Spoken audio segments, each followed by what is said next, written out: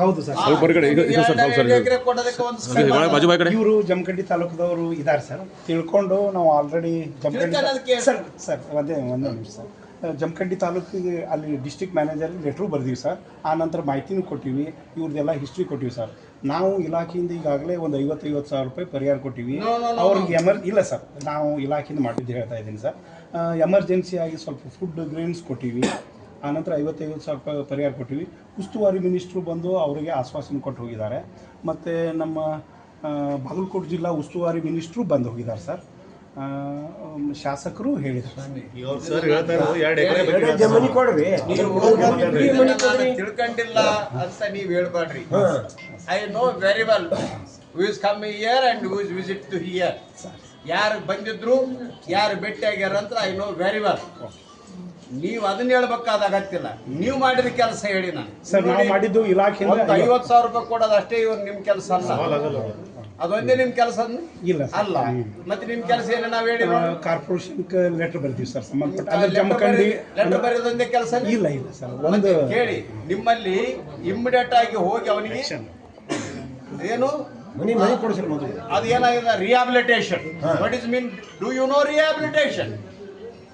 When you know rehabilitation, why you are goes to visit the so and so place, why you are goes to rehabilitation? ಏನ್ರಿ ಮಾಡಬೇಕಾಗಿತ್ತಲ್ಲ? It's not ever duty to do this work. How much days you want? ಎಷ್ಟು ದಿವಸ ಬೇಕು ನಿಮಗೆ? ಇವರೇನ social welfare officer? You are bounded. Main ಕಾರ್ಯಕ್ರಮ ಒಂದು ಇತ್ತು ಸರ್, ಅಲ್ಲಿಗೆ ನೀವು ಒಂದು ಸ್ವಲ್ಪ ಹೋಗಿ ಬರ್ರಿ ಅಂತ ಹೇಳಿ ನಮ್ಗೆ ಕಳಿಸಿದ್ರು ಸರ್. ಮೇನ್ ಕಾರ್ಯಕ್ರಮ ಅಂದ್ರೆ ಏನು?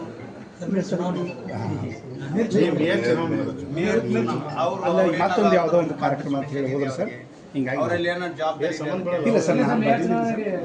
ಅವ್ರು ಏನು ಜವಾಬ್ದಾರಿ ಇತ್ತೆ ಸಮಾಜ ಕಲ್ಯಾಣ ಅಧಿಕಾರಿ? ಇಲ್ಲ ಸರ್, ಸಾಹೇಬ್ರೆಲ್ಲ ನೀವು ಸ್ಪಾಟ್ನಾಗ ಹೋಗಿ ಕೇಳ್ರಿ ಸರ್. ನಾನು ತಿಳ್ಕೊಂಡದ್ದು, ನಾನು ಗೊತ್ತಿದ್ದಂಗೆ ಏನಂತ ಹೇಳ್ಕೊಂಡ್ರೆ, ನಾನು MLA ಆಗಿರೋರು, MLC ಆಗಿದ್ದೆ. ನಾನು ಯಾರ್ಯಾರಿಗೆ ಏನೇನು ಜವಾಬ್ದಾರಿ ಅದಂತ ಸ್ವಲ್ಪ ಗೊತ್ತು, ಭಾಳ ಇಲ್ಲ. ಇಲ್ಲ ಸರ್, ನನಗೆ ಸಮಾಜ ಕಲ್ಯಾಣದ ಇಲಾಖೆ ಅವ್ರದ್ದು ಅಲ್ಲಿ ಜವಾಬ್ದಾರಿ ಆರು ಆಗಿದ್ರೆ, ಇನ್ ಕೇಸ್ ಆ ಚುನಾವಣೆಗೆ ಆರು ಆಗಿದ್ರೆ ಮಾತ್ರ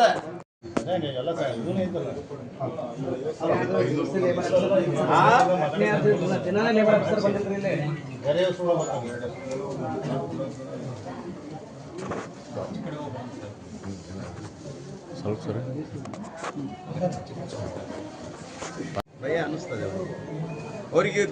ಪೆಟ್ಟು ಭಾಳ ಬಿದ್ದಿರ್ಬೋದು, ಭಾಳ ಬಿದ್ದಿದೆ ಪೆಟ್ಟು. ಮತ್ತು ನಿಮ್ಗೆ ಹೇಳ್ತೀನಿ, ನನ್ನ ಹತ್ರ ಬಂದ ಮೇಲೆ ಅವ್ರಿಗೆ ಇವೆಲ್ಲ ಕಾಲುಗಳೆಲ್ಲ ಎಷ್ಟರ ಮಟ್ಟಿಗೆ ಬಾತಿದ್ವು ಅಂತಂದರೆ, ಅವ್ರ ಪ್ಯಾಂಟ್ಗಳೇ ಹಿಡಿತಿರ್ಲಿಲ್ಲ ಅವ್ರ ಕಾಲುಗಳು. ಅಷ್ಟು ದೊಡ್ಡ ಮಟ್ಟದಲ್ಲಿ ಬಾವು ಸ್ವೈಲಿಂಗ್ ಬಂದಿತ್ತು. ಅವು ಈಗ ಟ್ರೀಟ್ಮೆಂಟ್ ಎಲ್ಲ ಕೊಟ್ಟಾಯ್ತಲ್ಲ, ಅವು ಸ್ವೈಲಿಂಗ್ ಕಡಿಮೆ ಆಗಿದೆ ಅಷ್ಟೇ. ಸ್ವೈಲಿಂಗ್ ಕಡಿಮೆ ಆಗಿದೆ. ಈಗ ಇವರು ಟ್ರೀಟ್ಮೆಂಟ್ ಕೊಡ್ತಾರೆ, ಪೇನ್ ಕಿಲ್ಲರ್ ಕೊಡ್ತಾರೆ ಅನ್ನೋ ಕಾರಣಕ್ಕಾಗಿ ಅವು ಪೇನ್ ಇಲ್ಲ.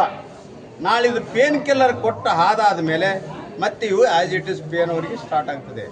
ಒಂದು ಸಲ ಮನುಷ್ಯ ನಾವೇ ನೋಡಿ, ಈಗ ಚಳಿಗಾಲ ಬಂದಾಗ ಎಲ್ಲೇನೋ ಒಂದು ಕಲ್ಲಿ ಪೆಟ್ಟು ಬಿದ್ದಿದ್ರೆ ಅದು ಭಾಳ ಪೇನ್ ಆಗ್ತದೆ. ಆ ರೀತಿಯಲ್ಲಿ ಈಗ ಮುಂದೆ ಅವನು ಬದುಕ ಸ್ಥಿತಿನಲ್ಲಿ ಅವನು ಸಮರ್ಥನೆ ಇಲ್ಲ, ತನ್ನ ಫ್ಯಾಮಿಲಿಯನ್ನು ನಿರ್ವಹಣೆ ಮಾಡೋದಕ್ಕೆ ಶಕ್ತಿ ಇಲ್ಲ ಅವನಿಗೆ. ಅದಕ್ಕೆ ಸರ್ಕಾರ ಅವನ ರಕ್ಷಣೆಗೆ ಬರಲೇಬೇಕು. ಸರ್ಕಾರ ರಕ್ಷಣೆಗೆ ಏನಂತ ಬರಬೇಕು, ಇದೇನು ಲ್ಯಾಂಡ್ ಪರ್ಚೇಸ್ ಸ್ಕೀಮ್ ಅದಲ್ಲ, ಅದರಲ್ಲಿ ಅವರಿಗೆ 2 ಎಕರೆ ಜಮೀನು ಕೊಡಬೇಕು. ಅದು ಹೊಲಗಳಿಗೆ ನೀರು ಉಣಿಸೋದಕ್ಕೆ ಬೋರ್ವೆಲ್ಲೂ ಹಾಕಬೇಕು. ಒಂದು ಎರಡನೇದು, ಅವ್ರಿಗೆ ಒಂದು ಗೇಣಿನ ಜಾಗನೂ ಇಲ್ಲ, ಮನೆ ಕಟ್ಟಿಗೆನಕ್ಕೆ ಮನೆಯೂ ಇಲ್ಲ. ಅವರಿಗೆ ಮನೆ ಇಮಿಡಿಯೇಟ್ ಆಗಿ ಅವರಿಗೆ ಪ್ರತಿಯೊಬ್ಬರಿಗೆ ಒಂದೊಂದು ಮನೆಯನ್ನು ಅವ್ರಿಗೆ ಮಂಜೂರು ಮಾಡಬೇಕು. ಮನೆ ಮಂಜೂರು ಮಾಡಿ ಅವ್ರಿಗೆ ಇರೋದಕ್ಕೆ ಒಂದು ವ್ಯವಸ್ಥೆನ ಮಾಡಬೇಕಾಗ್ತದೆ ಇದು. ಆಮೇಲೆ ಇನ್ನು ಕೆಲವರು ನಮ್ಮ ಸೋಷಿಯಲ್ ವೆಲ್ಫೇರ್ನವರು ಏನೇನು ಕೆಲಸ ಮಾಡಿಲ್ಲ. ಅವರು ಒಂದು ತಾಲೂಕು ಆಫೀಸರ್ ಹೇಳ್ತಿದ್ದ, ಒಂದು ರಿಪೋರ್ಟ್ ಕೊಟ್ಟಿನಿ, ನಮ್ಮದು ಕೆಲಸ ಅವ್ರಿಗೆ ಏನಿತ್ತು ಏನಿಲ್ಲ, ಅವ್ರ ಸಂಬಂಧಿಕರು ಹೆಂಗಾರ, ಅವ್ರು ಹೆಂಗಾರ, ಇವ್ರು ಹೆಂಗಾರ, ಇದು ರಿಪೋರ್ಟ್ ಕಳಿಸಿ ಸರ್. ಅವ್ರದ್ದೇ ಎದಕ್ಕೆ ಬೇಕಾಗಿತ್ತು, ಅವ್ನಿಗೆ ಹೊಲ ಇಲ್ಲ ಅಂತ. ಹೊಲ ಇಲ್ಲ ಅಂತ ಆದರೆ ಹೊಲ ಇಲ್ಲ ಅಂದರೆ ಹೊಲ ಕೊಡಿಸಿ, ಮನೆ ಇಲ್ಲ ಅಂತ ಅಂದರೆ ಮನೆ ಕೊಡಿಸಿ. ಅವ್ರ ಸಂಬಂಧಿಕರು ಹೆಂಗಾರ ಅಂತ ತಗೊಂಡು ನೀವೇನು ಮಾಡ್ತೀರಿ? ಅವ್ನು ಒಳಿಸ್ಕೊಂಡನೆ, ಅವ್ನು ಬಡಿಸ್ಕೊಂಡನೆ, ಇವ್ನ ಅತ್ಯಾಚಾರಕ್ಕೊಳಗಾಗೇನೆ, ದೌರ್ಜನ್ಯಕ್ಕೊಳಗಾಗೇನೆ. ದೌರ್ಜನ್ಯ ಕಾಯ್ದೆ ಅಡಿಯಲ್ಲಿ ಏನೇನು ಸವಲತ್ತುಗಳು ಕೊಡಬೇಕು ಅದನ್ನು ಕೊಡಬೇಕಾಗಿತ್ತು. ಇವತ್ತಿನ ತನಕ ಕೊಟ್ಟಿಲ್ಲ ಸರ್ಕಾರ. ಸರ್ಕಾರದ ಇರ್ರೆಸ್ಪಾನ್ಸಿಬಿಲಿಟಿ ಭಾಳ ಇದೆ. ಅದಕ್ಕೆ ನಾವು ಖಂಡಿಸ್ತೇವೆ ಇದನ್ನು. ಮತ್ತು ಒಂದು ಹೇಳ್ತೀನಿ, ಜಿಲ್ಲಾಡಳಿತ ಒಂದೊಮ್ಮೆ ಏನಾದರೂ ಇದ್ರ ಕ್ರಮ ಇಮಿಡಿಯೇಟ್ ಆಗಿ ತಗೊಳ್ಳದೆ ಹೋದರೆ ನಾವು ಸ್ವಲ್ಪ ದಿವಸ ನೋಡ್ತೇವೆ. ರಾಜ್ಯದ ಎಲ್ಲ ಮೂಲೆಗಳಿಂದ ಬಂದು ನಾವು ಜಿಲ್ಲಾಧಿಕಾರಿಗಳ ಕಚೇರಿ ಮುಂದೆ ಅವ್ರಿಗೇನು ರಿಹಾಬಿಲಿಟೇಷನ್ ಕೊಡಬೇಕಲ್ಲ ಅವನು ಕೊಡೋ ತನಕ ನಾವು ಇಲ್ಲಿಂದ ಎದ್ದು ಹೋಗೋದಿಲ್ಲ ಸರ್. ಆರೋಪಿಗಳಿಗೆ ಯಾವ ರೀತಿ ಶಿಕ್ಷೆ ಆಗಬೇಕು ಅಂತ ಹೇಳಿ ಅವ್ರಿಗೆ ಏನಂತಾರೆ ಶಿಕ್ಷೆ ನೋಡಿ ಸರ್, ಅವ್ರು ಮಾಡಿರೋ ಶಿಕ್ಷೆ ಅವ್ರು ಮಾಡಿರ್ತಕ್ಕಂಥ ಅಪರಾಧ ಏನದಲ್ಲ ಸರ್, ಅದು ಅಕ್ಷಮ್ಯ ಅಪರಾಧ. ನಮ್ಮಲ್ಲಿ ಕರ್ನಾಟಕದ ಭಾರತ ದೇಶದಲ್ಲಿ ಮಾಡಲಾರ್ದಂಥ ಕೆಲಸ ಮಾಡ್ಯಾರ. ಅವರು ನೋಯಿಂಗ್ಲಿ ಮಾಡ್ಯಾರ, ನೋಯಿಂಗ್ಲಿ ಗೊತ್ತಿದ್ದು ಉದ್ದೇಶಪೂರ್ವಕವಾಗಿ ಮಾಡಿದ್ದಾರೆ. ಅದು ಬೇಡ, ಏನೋ ಒಂದಷ್ಟು ಅವ್ರೇನ ಮಾಡೋದಕ್ಕೆ ಇವ್ರೇನು ತಪ್ಪು ಮಾಡಿಲ್ಲ. ನಾನು ಕೇಳಿದೆ, ನೀವೇನೋ ನಮ್ಮ ದುಡ್ಡು ಇಸ್ಕೊಂಡಿದ್ರೆ, ನಮ್ಮ ಪಾಟೀಲ್ರಿಗೆ ಕೇಳಿದ್ರೆ ಏನಾದ್ರು ದುಡ್ಡು ಇಸ್ಕೊಂಡಿದ್ರೆ ಅವ್ರು ಮುಂಗಡ ಹಣ ಇಸ್ಕೊಂಡು ಏನಿಲ್ಲ, ಅವರಲ್ಲಿ ಮುಂಗಡ ಹಣ ಇಸ್ಕೊಂಡಿರಲಿಲ್ಲ. ಅವರು ನೀವು ದುಡ್ಡು ಕೊಡ್ತೀವಿ ಅಂದ್ರೆ ನಾವೇನು ಹಬ್ಬಕ್ಕೆ ಇಷ್ಟು ಹೋಗಿದ್ದೀವಿ ಅನ್ನೋದೊಂದು ಬಿಟ್ಟರೆ ಅವರಲ್ಲಿ ಏನು ನಾವು ಮುಂಗಡ ಹಣ ಇಸ್ಕೊಂಡಿಲ್ಲ ಅಂತ. ಮತ್ತು ಮುಂಗಡ ಹಣ ಇಸ್ಕೊಂಡಿಲ್ಲ ಯಾಕೆ ಕೊಡಿದ್ರು ಅಂತ ನಮ್ಮ ಪಾಟೀಲ್ರಿಗೆ ಕೇಳಿದ್ರೆ, ಏನು ನಾವು ಊರಿಗೆ ಹೋಗ್ತೀವಿ ಅಂತ ಹೇಳ್ಬಿಟ್ಟು ನೀವು ಹಂಗಾರೆ ದುಡ್ಡು ಕೊಡೋದಿಲ್ಲ, ನಮಗೆ ಕೂಲಿ ಕೊಡೋದಿಲ್ಲ ಅಂತಂದ್ರೆ ಇಲ್ಲಿ ಯಾಕಿರಮ್ಮ ನಾವು ಅಂತೇಳಿ ಗಂಟು ಮುಟ್ಟಿ ಕಟ್ಕೊಂಡು ನಾವು ಊರಿಗೆ ಹೋಗಿ ತಯಾರಾದ ಕೂಡಲೇ ನಮ್ಮನ್ನು ಹಿಡಿದು ಮನಸ್ಸಿಗೆ ಬಂದಂಗೆ 17 ಜನ ಎಷ್ಟು ಹೇಳಿದ್ರು ಅವರು, 15 ಜನ ತಮ್ಗೆ ಹೆಂಗೆ ಮನಸ್ಸು ಬರ್ತದೆ ಹಂಗೆ ಹೊಡೆದಾರೆ. 3 ದಿವಸ, ಒಂದು ದಿವಸ ಅಲ್ಲ ಸರ್, ಇದು 3 ದಿವಸ ಹೊಡೆದಾರ ಸರ್. ಎಲ್ಲ ಆರೋಪಿಗಳು ಬದಿಸಿಲ್ಲ ಏನು ಸರ್? ಈಗ 5 ಆರೋಪಿಗಳನ್ನ ಅಷ್ಟೇ ಬದಿಸಿದ್ದಾರೆ, ಉಳಿದ ಆರೋಪಿಗಳಿಗೆ ಬದಿಸಿಲ್ಲ. ಮತ್ತು ಡಿಪಾರ್ಟ್ಮೆಂಟ್ ಡಿಲೇ ಯಾಕೆ ಮಾಡ್ಲತ್ತದ? ಬೇರೆ ಕೇಸ್ನಲ್ಲಿ 24 ಗಂಟೆ ಒಳಗೆ ಪೊಲೀಸರು ಬದಿಸ್ತಾರೆ.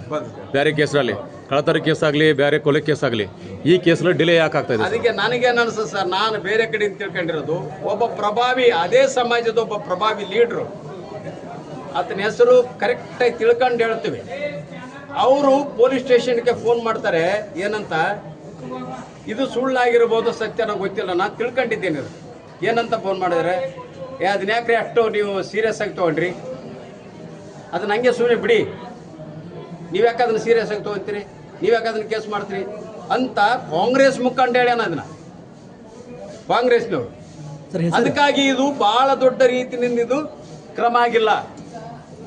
ಪವರ್ನಾಗಿರೋರು ಈಗ ನೋಡಿ, ಪೊಲೀಸ್ನವ್ರನ್ನ ಯಾರು ಇಲ್ಲಿಗೆ ಟ್ರಾನ್ಸ್ಫರ್ ಮಾಡ್ತಾರ, ಪವರ್ನಾಗಿರೋರು ಟ್ರಾನ್ಸ್ಫರ್ ಮಾಡ್ತಾರೆ. ಯಾರು ಅಧಿಕಾರಿಗಳು ಇಲ್ಲಿ ತರ್ತಾರ, ಪವರ್ನಾಗಿರೋರು ತರ್ತಾರೆ. ಯಾರು ಪವರ್ನಾಗ ಅದಾರ ಅವ್ರು ಏನಂತ ಹೇಳ್ತಾರ ಅಂದ್ರೆ, ಇದನ್ನ ಕೇಸ್ ಮಾಡಬೇಡ್ರಿ ಅಂತ ಹೇಳ್ತಾರೆ. ಯಾಕೆ ಜಿಲ್ಲಾಡಳಿತ ಇಷ್ಟು ನಿಷ್ಕಾಳಜಿ ವಹಿಸ್ಯಾರ ಅಂದ್ರೆ, ಒಬ್ಬ ಪ್ರಭಾವಿ ವ್ಯಕ್ತಿ ಇದರಲ್ಲಿ ಕೈವಾಡಿದೆ. ಆ ವ್ಯಕ್ತಿ ಯಾರಂತ ದೃಢಪಡಿತೆ ಅಂದ್ರೆ ನಾವು ಅವರನ್ನ ರಾಜೀನಾಮೆ ತಗೊಳ್ಳೋ ತನಕ ನಮ್ಮ ಹೋರಾಟ ನಾವು ನಿಲ್ಲಿಸಲ್ಲ.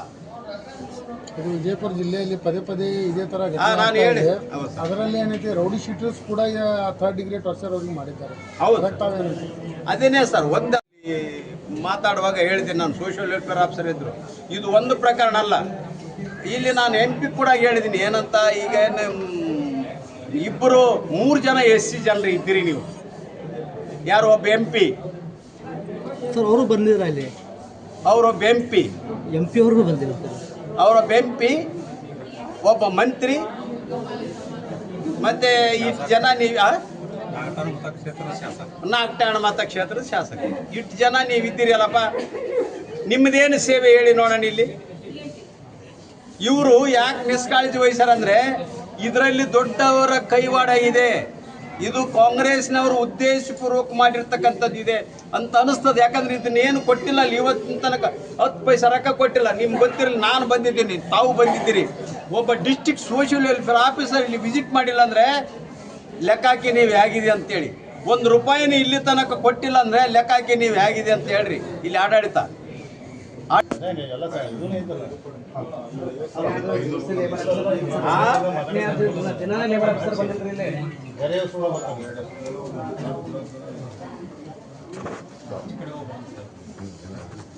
ಸ್ವಲ್ಪ ಸರ್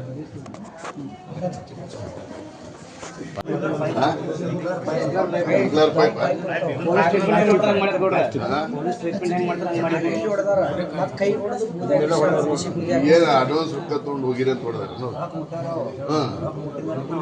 ಮತ್ತೆ ಅಡ್ವಾನ್ಸ್ ಕೇಳಿರಿ, ಅದಕ್ಕೆ ಕೊಡಂಗಿಲ್ಲ ಅಂದ್ರೆ ಕರ್ಸ್ಕೊಂಡು ಹೊಡೆದಾರ.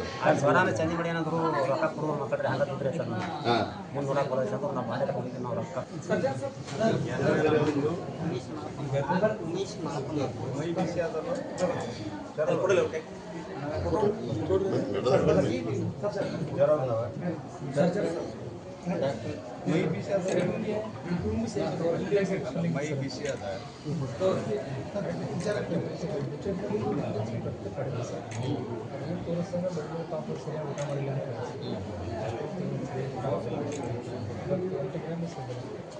ಏಟ್ ಗ್ರಾಮ್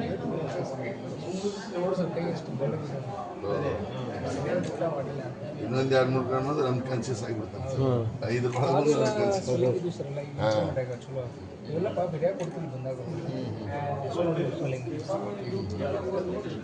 ಗೊತ್ತೇ ಸರ್ ಸರ್ ಇಲ್ಲ ನೋಡ್ತೀವಿ ಸರ್ ಒಂದು ನಮ್ಮ ಮಾಜಿ ಮಿನಿಸ್ಟರ್ ಬಂದಾರ ಒಂದು ಕಾರ್ಯಕ್ರಮ ಹೋಗಿತ್ತು